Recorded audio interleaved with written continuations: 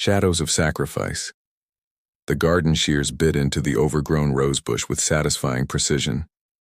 Prisha Malhotra wiped sweat from her brow, surveying the sprawling garden that had once been her mother's pride. 11 years of maintaining this home had taught her patience, something she'd need in abundance today. Her phone buzzed. Another message from Naina. Landing at 2. Don't bother picking me up. Prisha sighed, setting down her gardening tools. Her younger sister was returning after 3 years abroad, and somehow she still managed to make it sound like an inconvenience to everyone else. Typical Naina. Always taking, rarely giving. The 2-story house in Shimla had been their family, home for generations. After their parents died in a car accident when Prisha was 24 and Naina 19, Prisha had abandoned her architectural career in Delhi to come home and care for her sister. She still remembered the conversation with her boss. It's just temporary, she had assured him, until Naina finishes college. But temporary had stretched into permanent. Naina had finished college, then immediately accepted an offer to work in Singapore, leaving Prisha with a house full of memories and responsibilities. Now at 35, Prisha ran a modest online design consultancy from the home office. Her dreams of creating landmark buildings relegated to digital renderings for other architects. Inside, Prisha showered quickly before preparing Naina's favorite dishes, butter chicken, jeera rice, and fresh naan. Despite everything, she wanted her sister's homecoming to feel special. The familiar rhythm of cooking calmed her nerves as she tried to ignore the growing knot in her stomach. The doorbell chimed at 4:30 p.m., heralding Naina's arrival, with characteristically casual disregard for her stated timeline. "Didi," Naina exclaimed, flinging her arms around Prisha. Designer perfume enveloped them both as Naina's diamond-studded bracelets dug into Prisha's back. "The house looks exactly the same. Don't you ever change anything?" "Some things are worth preserving," Prisha replied, helping with the expensive luggage. "How was Singapore?" "Magnificent. You wouldn't believe how people live there." Naina breezed past the lovingly prepared dining table without comment. "I need to freshen up. Is my room still where I left it?" She laughed at her own joke. Prisha watched her sister climb the stairs, noting the designer clothes, the perfectly maintained hair, the air of someone used to luxury. At 30, Naina had the polished sheen of success, at least on the surface. Dinner was a one-sided affair, with Naina dominating the conversation with tales of exotic vacations and exclusive parties. She barely touched the food Prisha had spent hours preparing. "So," Prisha ventured during a rare pause, "how long are you planning to stay?" Naina's eyes flickered with something unreadable. "Actually, I've been thinking about the house." "What, about it?" "It's so big for just one person, and in such a prime location." Naina gestured vaguely. "Real estate in Shimla is booming." The knot in Prisha's stomach tightened. "This is our home, Naina." "It's an asset, Didi. An underutilized one." Naina's voice took on the practiced smoothness of a sales pitch. "I've already spoken with a developer. They're offering an incredible price." Prisha set down her fork. "You've what?" "Don't look so shocked. It makes perfect business sense. We could both have new apartments, investments." "I don't want a new apartment," Prisha interrupted. "This is where we grew up, where Ma and Papa raised us." Naina rolled her eyes. "They've been gone for 11 years. How long are you going to live in a museum?" The words stung. Prisha stared at her sister, this stranger who shared her blood but apparently none of her values. "The house isn't just mine to sell. It belongs to both of us." "True," Naina conceded with a smile that didn't reach her eyes. "But I've done some research. Since I've been financially independent and you've been living here rent-free all these years, I have a stronger claim. My lawyer thinks—" "You've consulted a lawyer? About our family home?" Prisha's voice rose despite her efforts to stay calm. "It's just business, Didi. Nothing personal." Naina reached for her wine glass.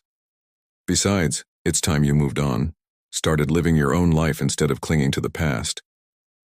As darkness fell outside, Prisha felt shadows gathering inside as well. The sister she had sacrificed everything for was now eyeing their home like a commodity to be traded. Something in Nina's expression, a calculated determination, told Prisha this wasn't a casual suggestion. It was the opening move in a battle for their inheritance. Gilded demands. Morning light filtered through the stained glass transom window, casting kaleidoscope patterns across the hallway where Prisha stood, coffee mug in hand. The house felt different with Nina in it, smaller somehow, charged with an undercurrent of tension. She could hear her sister's animated voice from the guest room, engaged in what sounded like a business call. Absolutely.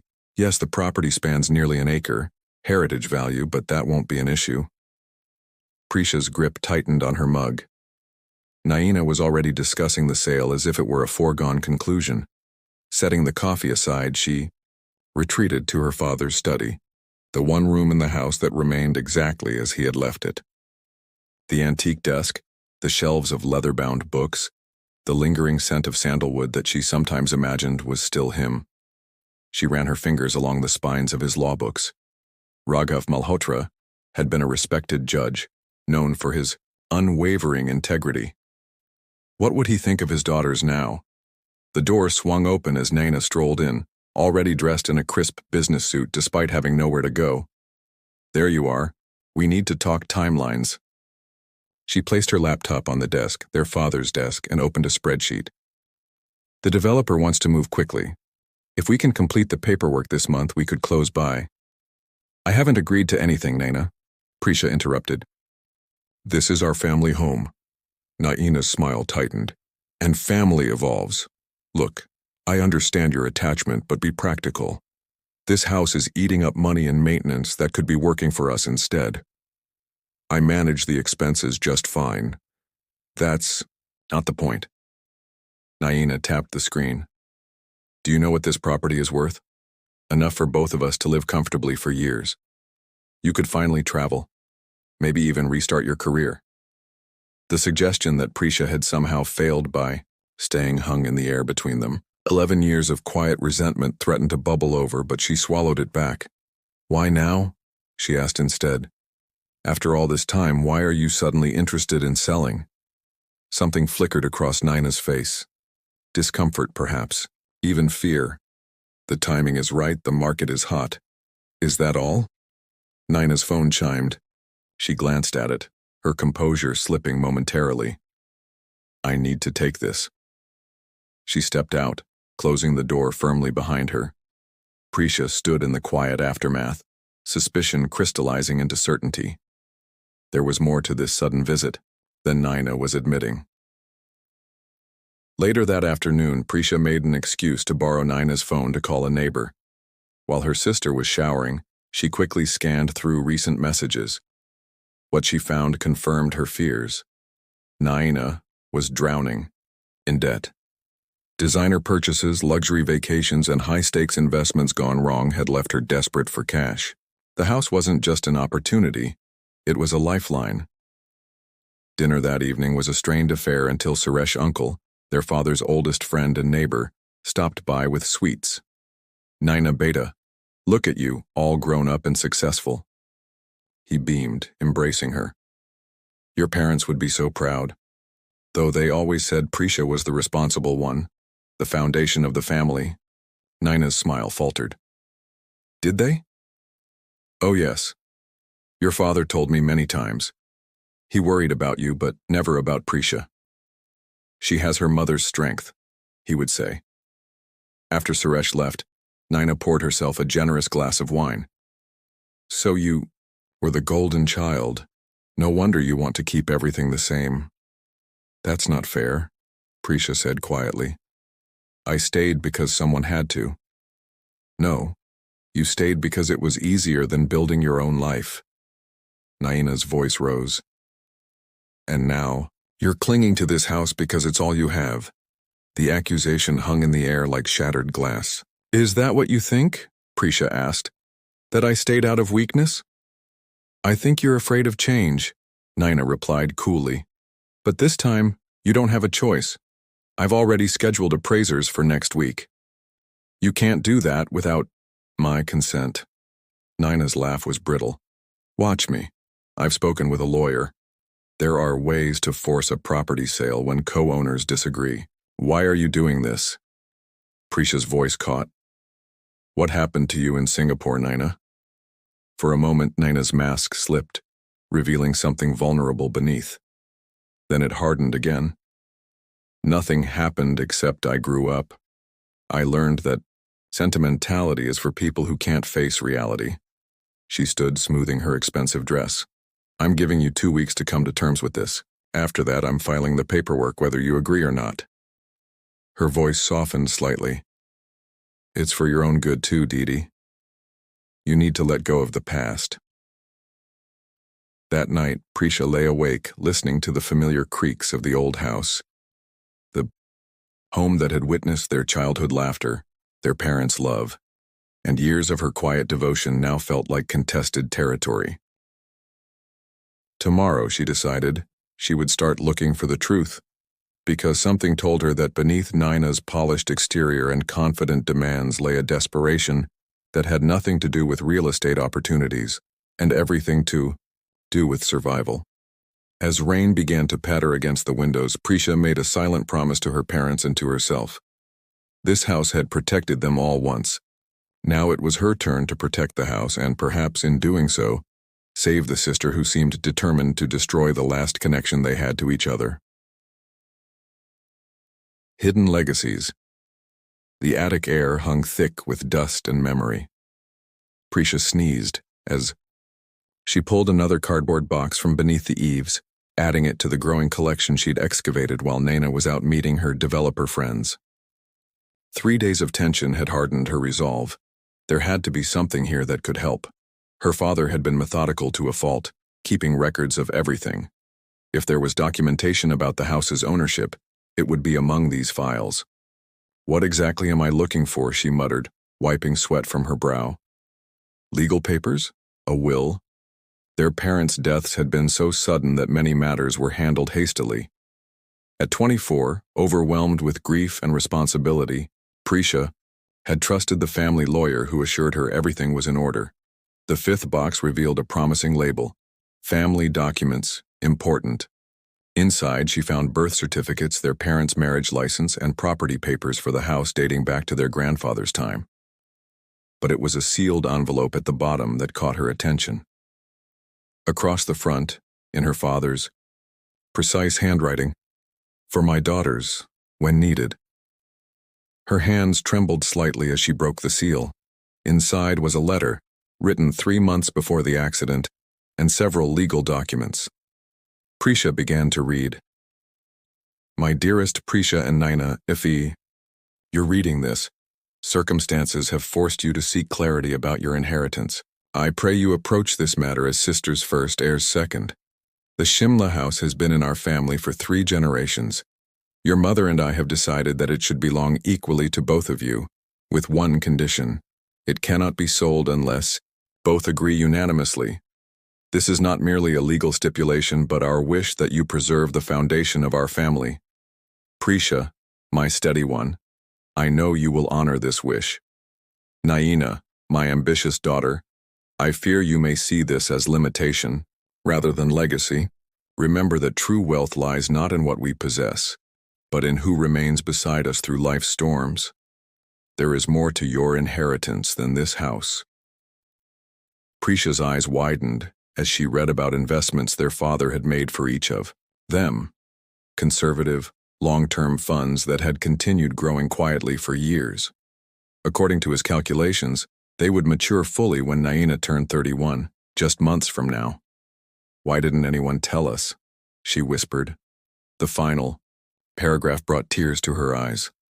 Prisha will likely shoulder greater responsibility in my absence. For this sacrifice, I have allocated additional compensation in the attached trust document. This is not favoritism, but recognition of unequal burden. Naina, when the time comes, remember that your sister's silent sacrifices deserve acknowledgement, beyond what mere words can offer.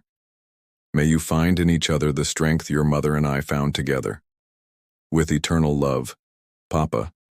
Accompanying the letter were legal documents confirming everything. The house was indeed jointly owned with a no-sale clause unless both sisters consented. More surprisingly, there was a trust fund for each of them that had been quietly growing. Nina's slightly larger due to being invested longer, and Prisha's supplemented with what their father called caretaker compensation. According to the most recent statement included, each sister would receive a substantial sum within the year, more than enough to secure Nina's financial future without selling their home.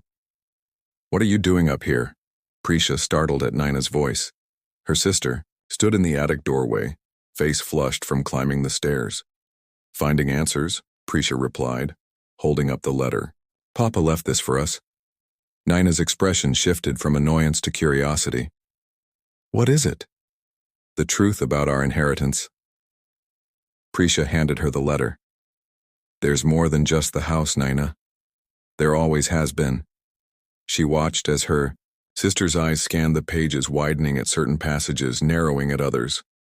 When Nina reached the part about the trust funds, her hands began to shake. "This can't be right," she whispered. "If this money exists, where is it? It's been in trust all along, managed by Papa's old firm. It matures next February on your 31st birthday." Prisha pointed to the financial statements. "See? You don't need to sell the house. You'll have more than enough to clear your debts." Naina's head snapped up. "How do you know about my debts?" It wasn't hard to figure out. Nobody rushes to sell their family home unless they're desperate. For a moment, Naina looked like she might deny it. Then her shoulders slumped. "It's worse than you think," she admitted quietly. "I owe people, dangerous people. They've given me until next month to pay. Why didn't you just tell me? We could have figured something out together." "Because I was ashamed." Nina's voice cracked. The successful sister coming home broken hunted. "I thought I could fix it myself with the house money before anyone knew." Prisha moved closer, taking her sister's hand.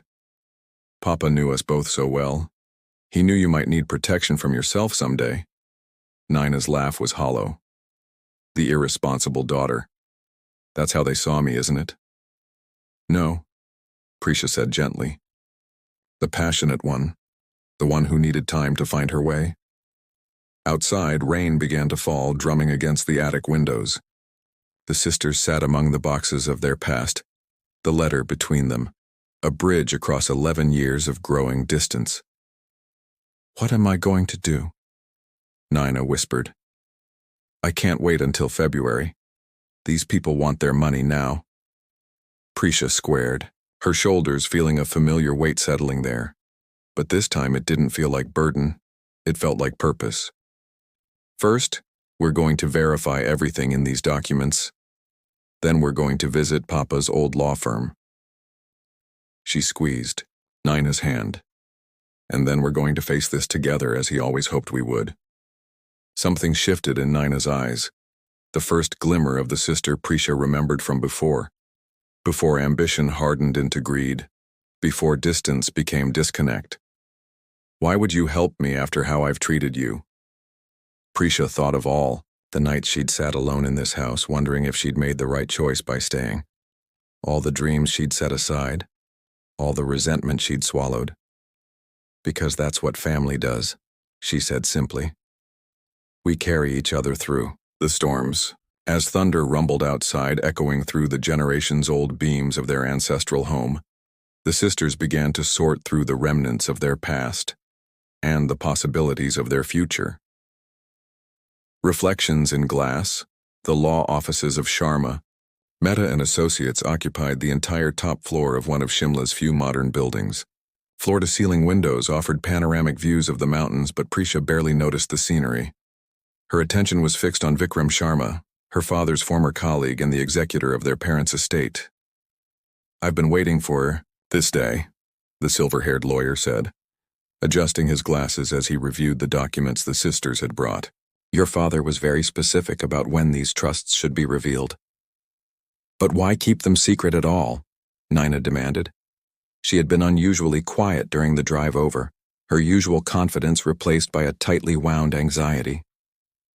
Vikram sighed. Raghav believed that inherited wealth should come with maturity. He wanted you both to establish yourselves independently first. He looked pointedly at Nina. The original plan was to inform you on your 31st birthday, but given the circumstances, I can't wait that long, Nina said, her voice tense. I need access now. That presents complications, Vikram replied.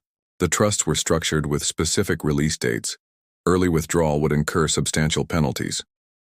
How substantial? Prisha asked. Nearly 40%. Nina groaned, slumping in her chair. Even with the penalty, would it be enough? Prisha asked quietly, knowing what her sister feared most. Vikram ran calculations on his computer. Possibly, but it would deplete the principal significantly. The smarter option would be a bridge loan using the trust as collateral. I could arrange that within a week.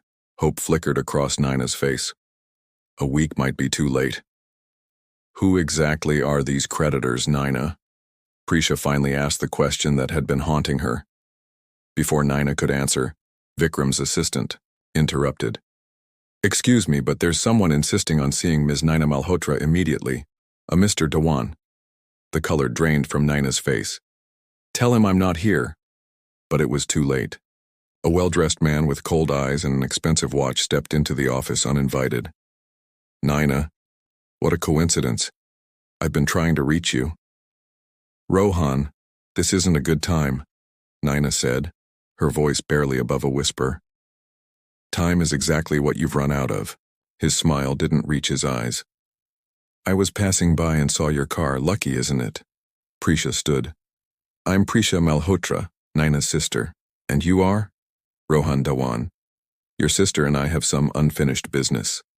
He glanced around the lawyer's office. Liquidating assets, are we? Good. My associates were beginning to wonder if you were taking our arrangement seriously. Vikram cleared his throat. Mr. Dhawan, this is a private meeting. Of course. Rohan straightened his tie. I'll wait outside. But Nina, we need to talk today. The threat beneath his polite tone was unmistakable. After he left, Nina collapsed, back into her chair. He's not just a creditor. He's the son of one of Singapore's biggest developers. I invested in one of his projects. When it failed, he introduced me to people who offered loans. The interest kept growing, and I kept borrowing to maintain appearances. How much do you owe? Prisha asked. Almost everything the trust would pay, even with penalties. Tears welled in Nina's eyes. I was desperate when I came home. The house seemed like my only way out. Vikram looked troubled. These sound like predatory lenders. There may be legal recourse. No, Nina interrupted. These aren't people who care about legalities. They want their money or... She didn't finish the sentence. The office fell silent, except for the gentle hum of the air conditioning. Prisha stared out at the mountains, her mind racing through options. I need to speak with my sister alone, she finally told Vikram. After the lawyer excused himself, Prisha turned to Nina. There's something I haven't told you. She pulled out her tablet and opened a portfolio. While you were building your life in Singapore, I wasn't just maintaining the house. I started an architectural consultancy online. It's small, but profitable. She scrolled through completed projects, renovations, heritage restorations, modern adaptations of traditional spaces. I had no idea, Nina whispered. Why would you? You never asked. The words held no accusation, just simple truth. I've been saving most of it. Not enough to cover everything you owe, but perhaps enough to negotiate breathing room until the trust funds mature. Nina stared at her. You would do that? After I tried to force you out of our home? You're my sister. And Papa was right. We're stronger together than apart. Before Nina could respond, Vikram returned with unexpected news. There's quite a gathering downstairs. Word has spread that Nina Malhotra is in the building, apparently in some kind of trouble. Puzzled, the sisters went to the window. Below, on the street stood a small crowd, Familiar faces from their neighborhood, old family friends, even former classmates who still lived in Shimla. "What are they doing here?" Naina asked. Rohan was shouting on his phone outside, Vikram explained. People overheard. "Shimla is still a small town at heart, and the Malhotras are respected. Your father helped many of these people." One face, in particular, stood out. Mrs. Bhatia, their elderly neighbor who had been like a grandmother to them after their parents died. She caught sight of Naina in the window and gave a small, resolute nod. "They've come to support you," Prisha realized. "They remember who we are, who our family is." Something broke in Naina then. The carefully constructed facade of success, the hardened ambition, the desperate schemes, all crumbled as she pressed her hand against the glass, looking down at the community she had dismissed as provincial and irrelevant. "I don't deserve their support," she whispered. "I've been lying to everyone. The prestigious job, the glamorous life, it all fell apart months ago. I lost everything on bad investments trying to prove I could be exceptional. Why didn't you come home sooner?" Pride. Shame. Naina turned to her sister, tears streaming freely now. "And I was horrible to you. I convinced myself you were naive for staying, that I was superior for leaving. But look what you've built. A business, relationships, respect. While I built nothing but debt and deception." Rohan Dhawan's voice carried up from the street as he argued with someone. Several older men had surrounded him, their postures protective, creating a barrier between him and the building. "We need to face this," Prisha said firmly. "Together." Downstairs, the sisters emerged to unexpected applause. Mrs. Bhatia pushed forward to embrace them both. "These vultures think they can come to our town and threaten Raghav's daughters?" she said fiercely. "Not while we're alive." Rohan looked less confident now, surrounded by stern-faced locals. "This is a private business matter," he insisted. "Nothing is private in Shimla," said a deep voice. Suresh uncle stepped forward, "Especially when it involves intimidating our families." The crowd murmured agreement. Prisha felt Naina trembling beside her. "I owe them money," Naina admitted, addressing everyone. "I made mistakes, bad investments, worse loans." "Then we'll find a proper solution," Suresh replied. "Through proper channels, not through threats." Rohan glanced around, realizing his position was weakening. "We can discuss terms," he conceded. "A payment plan, perhaps." Later, as they drove home in silence, Naina finally spoke. "All these years I thought success meant escaping this place, proving I was better than everyone here. But they still came to help me, even knowing nothing about my troubles." Prisha watched the familiar streets pass by, the house on the hill, coming into view, their anchor, their inheritance, their home. "Papa used to say that wealth isn't what you have," she said quietly. "It's who stands beside you when you have nothing." Naina gazed out at the house that she had so recently tried to sell. In the late afternoon light, it wasn't just a building anymore. It was a testament to something she had spent years running from, only to find herself circling back to its truth. "I've been so blind," she whispered, as the first step toward seeing clearly at last. Foundations rebuilt. The grandfather clock in the hallway chimed 3 times, its deep resonance filling the quiet house. Prisha paused her work, stretching stiff shoulders as she looked over the kitchen renovation plans spread across the dining table. 6 months had passed since that confrontation outside Vikram's office. 6 months of profound change. She smiled at the sound of Naina's laughter drifting in from the garden, where her sister was hosting a small gathering of local artisans. The Heritage Homes Initiative had been Naina's idea, combining Prisha's architectural expertise with local craftsmanship to preserve Shimla's historic residences while making them more sustainable. Their own home had become the first showcase project. Prisha gathered her drawings and stepped onto the veranda. Below, Naina was animatedly discussing traditional woodworking techniques with an elderly carpenter, her hands gesturing enthusiastically. Gone were the designer clothes and artificial polish. Today she wore simple linen pants and a hand-embroidered kurta, her hair pulled back in a practical bun. "Didi," Naina called, spotting her. Come show everyone your brilliant bathroom design. They don't believe we can incorporate rainwater harvesting without compromising the original architecture. Smiling, Prisha joined the group. This version of her sister, passionate but grounded, ambitious yet authentic, was both new and familiar, like discovering a childhood photograph you'd forgotten existed. The resolution with Rohan Dhawan had been neither quick nor easy. With Vikram's legal guidance and the unexpected support of the community, they had negotiated a structured repayment plan secured against Naina's trust fund. The predatory interest rates were eliminated, and while the debt remained substantial, it was now manageable. More surprising was Naina's decision to stay in Shimla. Just until the trust matures, she had initially claimed. But as weeks turned to months, excuses gave way to admissions. I'm good at this, she had told Prisha one evening, reviewing marketing materials for their fledgling heritage preservation consultancy. All those years chasing status, when what I really wanted was purpose. As the afternoon gathering concluded and the artisans departed, the sisters walked through their garden inspecting the newly restored stone pathways. The contractor delivered the reclaimed timber for the east wing, Naina said. It's perfect, aged, exactly right to match the existing beams. Papa would approve, Prisha replied. He always said this house had bones worth preserving. Naina's expression softened.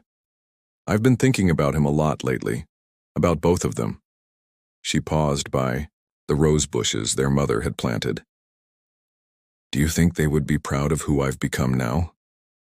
They always were proud, Prisha said gently. They just worried about the path you were choosing. They reached the small stone bench beneath the old oak tree, their childhood thinking spot. Naina sat, running her fingers over the weathered surface. I need to tell you something, she said, suddenly serious. The trust matured last week. Prisha nodded. I know. Vikram called me. Then you know I can pay off the remaining debt entirely. Naina took a deep breath. But that's not why I wanted to talk. I've been offered a job. Something cold settled in Prisha's stomach. In Singapore again? No. Delhi. Naina smiled at Prisha's surprise. The Ministry of Cultural Heritage. They were impressed by our work here. It's a senior advisory position on their Historic Preservation Committee. That's wonderful, Prisha managed, trying to ignore the familiar ache of impending abandonment. I'm turning it down. What? Why? It sounds perfect for you. Naina looked around at the garden, the house, the mountains beyond. Because this is where I belong. Not because I'm hiding or because I failed elsewhere, but because I've finally found what matters. She took Prisha's hand. I've spent my life running toward what I thought was success while you stayed and built something real. You don't have to choose between ambition and home, Prisha said. Delhi isn't so far. It's not about distance. Naina's eyes were clear and certain. Remember what Papa wrote? About finding in each other what he and Ma found together? I finally understand what he meant. They weren't just husband and wife. They were partners in creating something lasting. She gestured toward the house. I was so focused on selling our inheritance that I missed what it really was. Not these walls or this land, but the foundation they built for us. The values, the community, the potential to create our own legacy. A cool evening breeze rustled through the oak leaves above them. In the distance, the sun began its descent behind the mountains, painting the sky in deepening shades of orange and pink. I have a counter-proposal, Naina continued.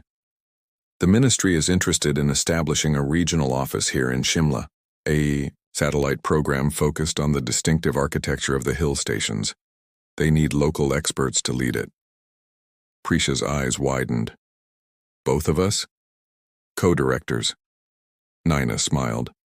Your technical brilliance, my networking skills, the perfect partnership. You're serious about staying? More than I've ever been about anything. Naina's expression grew contemplative.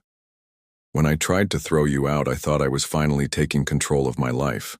But I was just repeating old patterns, grasping for quick solutions instead of building something sustainable. She squeezed Prisha's hand. You never said I told you so. Not once through all of this. That's not what sisters do.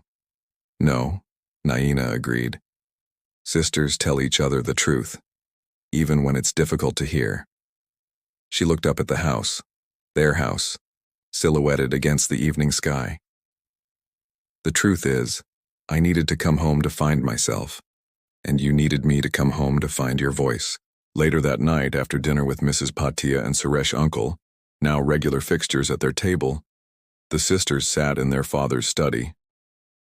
The room had been transformed into their joint office, old legal volumes sharing space with architectural, journals, and marketing portfolios. The sandalwood scent remained, now mingled with the fragrance of fresh flowers that Nina insisted on placing there daily. I found something else in the attic, Prisha said, retrieving a dusty photo album. I don't think we've looked at this since before they died. Together they paged through childhood memories, birthday celebrations, family trips, ordinary moments, preserved in fading photographs. In one, their parents stood arm in arm in front of the house, smiling broadly as a teenage Prisha, and young Nina mugged for the camera. We were happy, weren't we? Nina said softly. Before everything changed. We were, and we can be again, differently. Prisha closed the album gently. Not by holding on to the past, but by honoring it while building something new. Outside, a light rain began to fall, pattering against the windows, the same windows that had witnessed their childhood games, their adolescent dreams, their adult struggles. The house creaked and settled around them, not a burden to be maintained or an asset to be liquidated, but a living legacy evolving with each generation. Do you remember, Nina asked, how Papa used to say that a family isn't built in a day? Prisha nodded. That it takes daily choices, small sacrifices, and consistent care. Just like a house, Nina finished. I finally understand what he meant. As midnight approached, the sisters continued talking about renovation plans and business, strategies about memories and possibilities, about the past they shared and the future they would build together. The rain intensified outside, but within those walls something broken had been carefully, lovingly restored. Not to its original form, for that was impossible, but to something perhaps stronger, a structure that honored its foundations while embracing necessary change. A home rebuilt not just of timber and stone, but of truth, forgiveness, and the most durable material of all, the love between sisters who had finally found their way back to each other. In the hallway, the grandfather clock chimed midnight, marking the end of one day and the beginning of another, just as it had for generations before and would for generations to come.